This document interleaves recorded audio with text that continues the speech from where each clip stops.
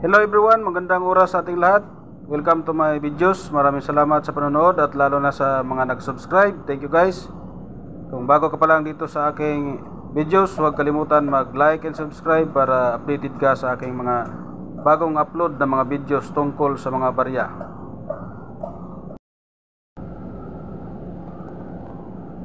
On August 11, 2014, everyone is smashing their piggy banks and searching under the sofa after an antique shop announced it would pay 100,000 for a rare coins at Rayong Province in Bangkok, Thailand.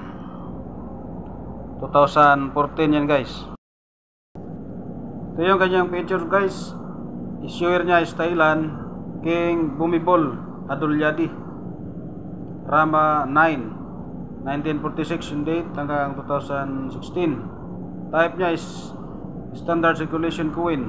Year 2531, 2551 ay 1988 or 2008. Kalendar naman niya is Thai. Ang value niya 10 baht is equivalent to 16 pesos sa pera ng Pilipinas. Ang kanyang currency is baht, 1897 ang date. Composition niya bimetallic aluminum bronze center and copper nickel ring. Center 92% copper, 6% aluminum, 2% nickel. Ang ring naman is 25% copper, 25% nickel. Kanyang timbang is 8.5 grams. Diameter 26 mm. Thickness 2 mm. Shape is round. Technique mild. Orientation coin alignment. Number 1643. May reference number din siya na Y number 227. Show number 348. Ito yung obverse niya guys. Ito yung obverse si Bas of King Rama 9 facing left with circle, within circle, script Thai, lettering Thai, Thailand words, translation Bhumibol Adulyadej, Rama 9. Ang designer ito guys is si Eliezer Westhoff at ang kanyang reverse, ito yung reverse niya guys. Wat Arun, Temple of the Dawn with Chao Phraya River in the front. Denomination in Braille dots on top and denomination inscriptions bottom. Script Braille Thai, lettering Thai words and pen. Unbridged legend Thai words, translation Thailand 10 bodies. Era 2545, 10 baht. Ang engravers nito guys, si P. Edge naman segmented reading, 5 reads on each section. Meant Bangkok, Thailand, 1860 hanggang 2002. Mayroon diyang comment dito guys. In the early years, the Royal Thai Mint cannot prepare enough coins for circulation itself, so they ordered 10 million from the Italian State Mint. The Royal Thai Mint then ordered additional 50 million blanks for Olen Brass, United States, but there are enough 10 baht coins and 10 baht banknotes in the circulation. So the 10 baht coins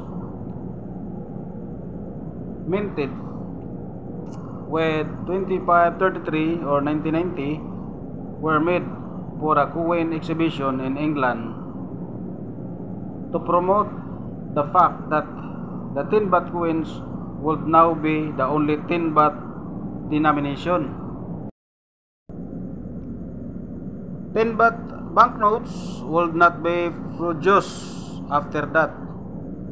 So mayroon siyang price dito guys. sa price update natin guys, galing to sa numista.com's ating source.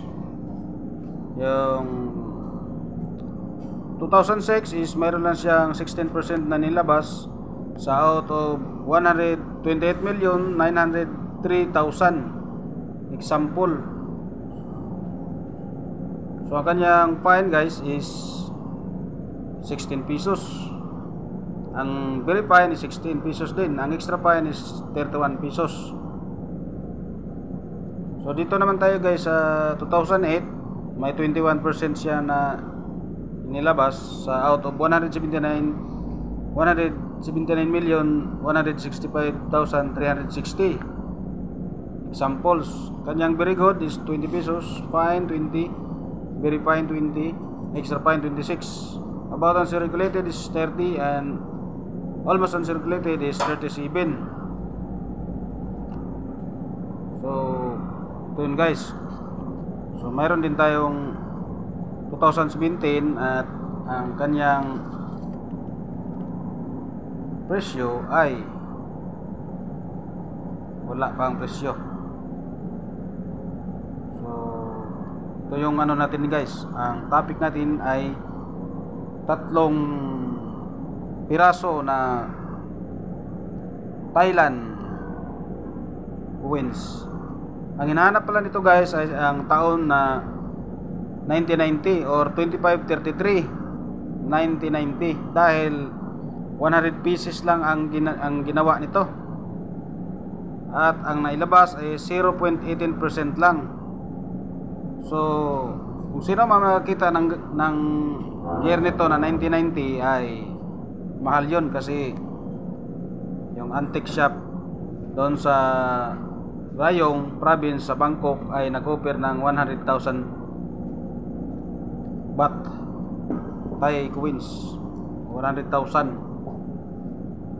Malaki siguro sa atin yan sa Philippine money. So tingnan nyo mabuti guys ang ganyong mga coins na katulad nito dahil mahal pala ang 1990 nito. Yun ang hinahanap kasi 100 pieces lang. So hanggang doon lang guys.